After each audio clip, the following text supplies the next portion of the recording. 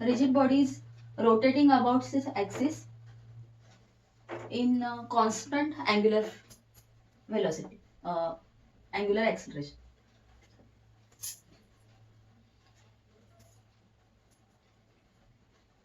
So now our rigid body is rotated about its axis from its constant angular acceleration. Okay, so this angular acceleration for this body is constant. ना आपल्याला माहिती आहे की इकडे काय असणार आहेत, पार्टिकल्स असणार आहेत. पॉइंट मासेस जर आपण कन्सिडर केले M1, M2, M3, M4, M5 up to MN, then ते काय असणार आहेत, या ऍक्सिस पासून किंवा सेंटर ऑफ मास जे असेल त्याच्यापासून त्याचं ह्या सगळ्यांचं डिस्टन्स काय असणार आहे, परपेंडिक्युलर. समजा इथे सेंटर ऑफ मास आहे. ओके, सो इथे काय असणार आहे, या ऍक्सिस पासून सगळ्यांचे हे जे डिस्टन्स आहे, perpendicular distance from this masses. ठीक आहे, हे आपण ड्रॉ करू शकतो. Yes, right, perpendicular. ओके,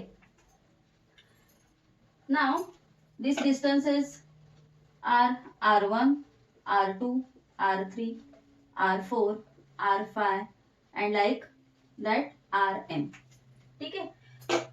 आता बॉडी रोटेटिंग आहे, तर रोटेटिंग बॉडी असेल आणि पुन्हा काय तर अँग्युलर ज्याची अँग्युलर ऍक्सिलरेशन किंवा angular frequency constant.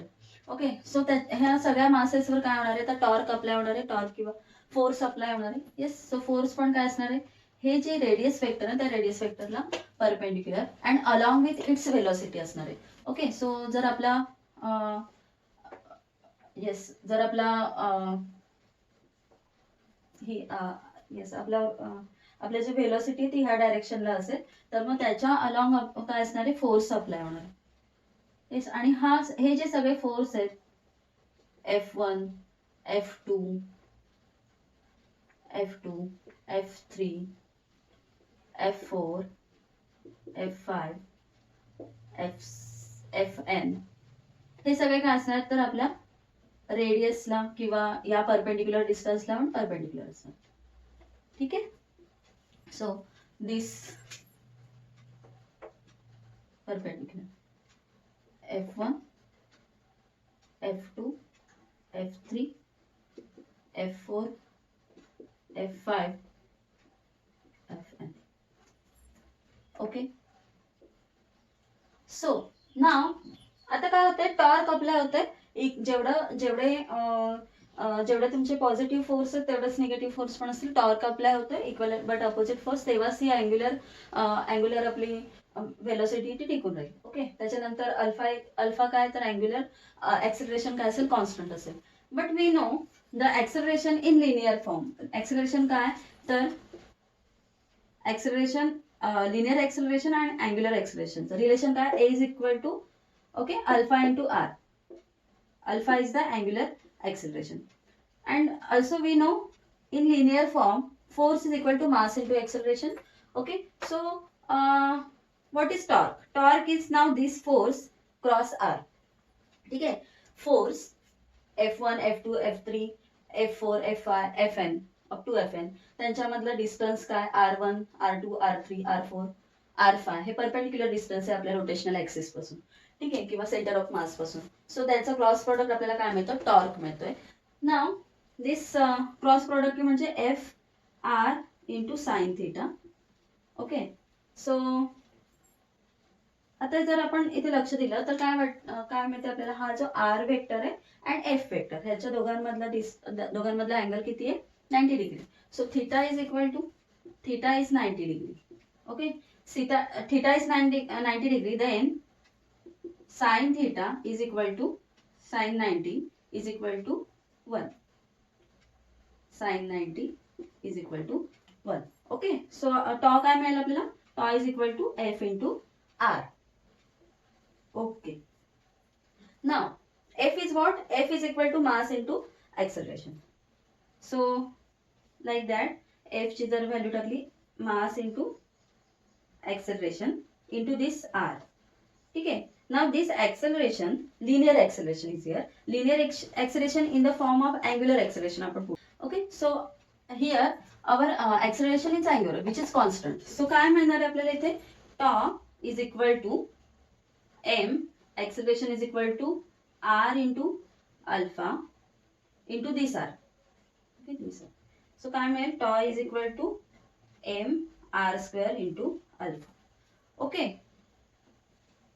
Now see, किती आहेत आपल्याकडे masses m1 m2 up to mn. So point masses किती आहेत? m1 या rigid body साठी which are rotating about this axis. Okay, so m1 m2 up to mn point masses. Then their perpendicular distances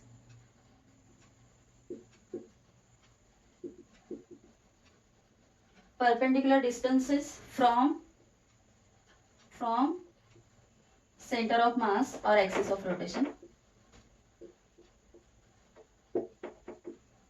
Axis of rotation कोणते आहेत? R1, R2, R3 up to Rn, right?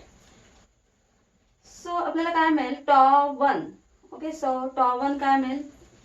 Tau1 is equal to m1 r1 square into alpha. Then Tau2 काय मिळेल?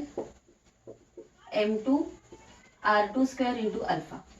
Tau3 m3 r3 square into alpha. Like that, Tau n is equal to mn rn square to alpha.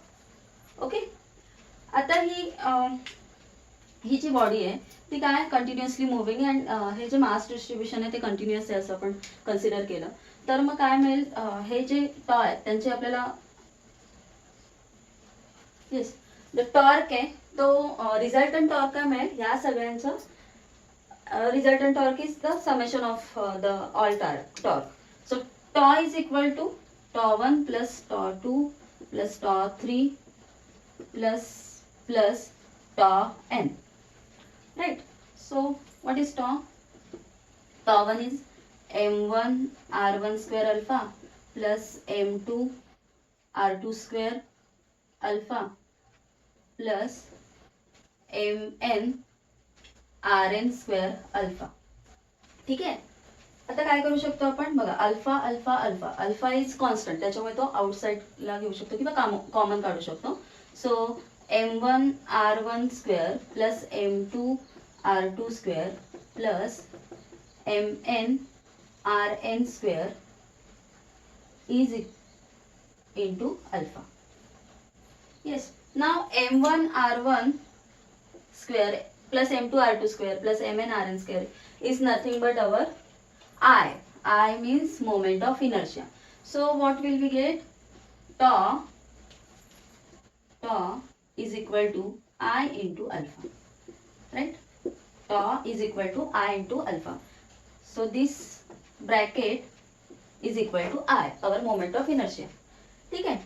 आता हा जो torque मिळालाय हा torque आपण linear form मधल्या फोर्सला, okay, linear फोर्सला जर कंपेअर केलं, सो सी हे काय आहे? Linear acceleration, yes, mass is equal to force. आता हा अल्फा काय तर angular acceleration, right? So angular acceleration आहे इथे tau is analogous to our force, okay, then I should be analogous to mass. Okay, so I means moment of inertia in an angular velocity or angular form किंवा rotational dynamics. Rotational dynamics मधला हा जो moment of inertia आहे तो आपल्या linear form मधल्या mass बरोबर analog